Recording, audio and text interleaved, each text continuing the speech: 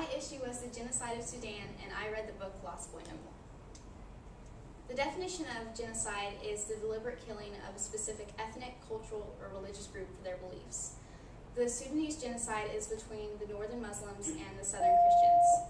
With the following northern Muslims want to kill the southern Christians because they believe that Allah should be submitted to, and they believe that non-believers should be killed.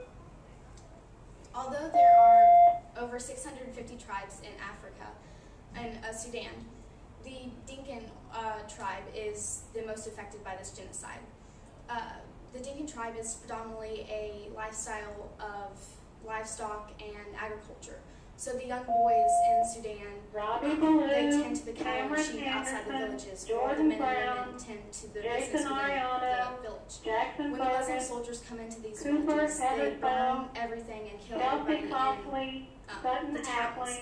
So after the genocide is over and they go out of these villages, the boys outside the villages are left, and they become the lost boys of Sudan.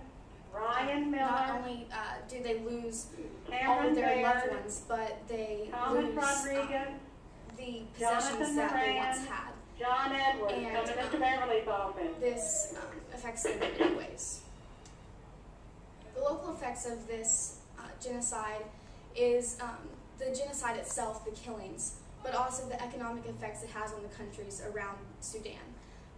The refugee camps stationed in Kenya and Uganda are affected by these because millions of refugees come into these countries looking for aid and help and money, not only with food and supplies, but also with love and care.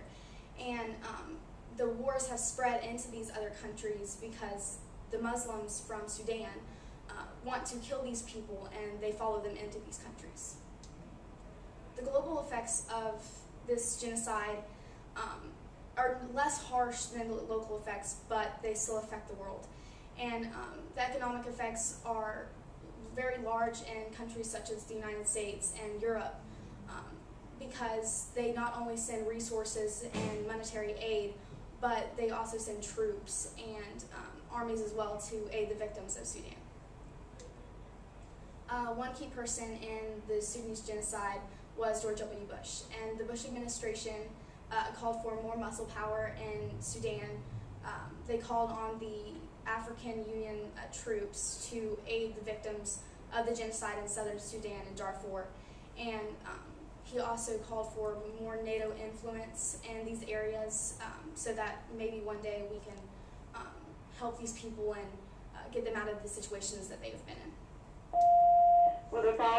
Another solution attempted in Sudan is the Darfur campaign for the Beijing Olympics, and since China is a ally of the Electoral or government of Sudan, they were able to do more peace talks during the Olympics with the government, and more steps were made during the Olympics in 2008 than any other time in the history of Sudan, because again they were an ally, and they could befriend them and actually see that the people are suffering in their own country. Another key event in Sudan's history was the formation of the SPLA.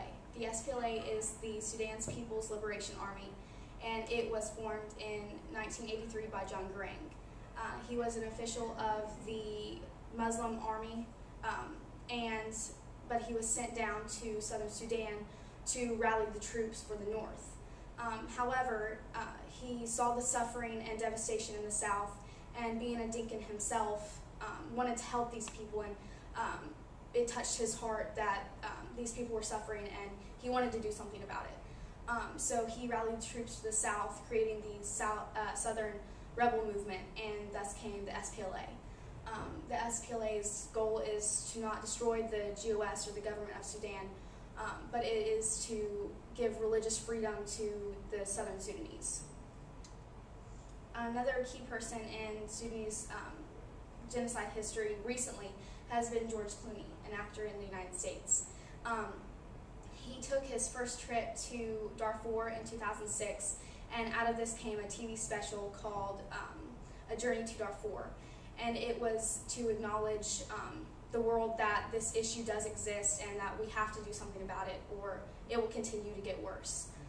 He also starred in a film recently called Darfur Now, which its goal was to do mainly the same thing, to acknowledge the world that Darfur and the Sudanese people are suffering.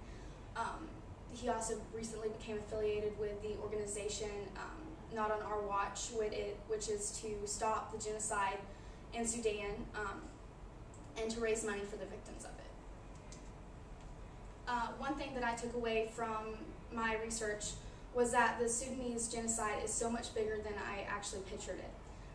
I knew there was a genocide in Sudan, but until I started researching, I didn't realize the big effects that it had, not only on the local people, but also the world. And one quote from my book was, "The GOS doesn't care. They don't feel the pain and suffering. The GOS needs the land, not the people." And the government of Sudan, which is the GOS, I didn't really realize the devastation that they have caused on Sudan. And it really disgusted me how they could kill their own people and when they should be unified as a country, not in two divisions. And that really saddened me how they would watch their own people die instead of helping them. Another thing that I learned from my research was that it left me with more questions than answers.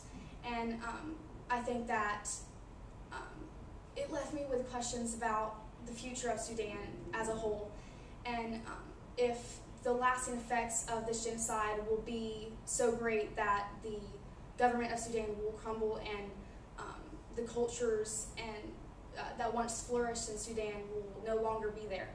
And it really made me realize that this issue may never be really finished. It may have lasting effects that we don't know yet.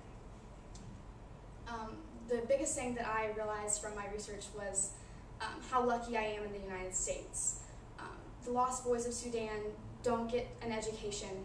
Well, they do now, but they couldn't at first. In the southern Sudan region, they are oppressed so much that they are not able to strive economically or educationally, and it just made me realize how much I am privileged with the opportunities that I have in the United States, and I don't have to wake up every day and kind of question whether I'm going to survive that day or not, and I don't have to watch my family die, and I don't have to see the devastation that they have, and it made me really hope to imagine that one day we can imagine a world without genocide.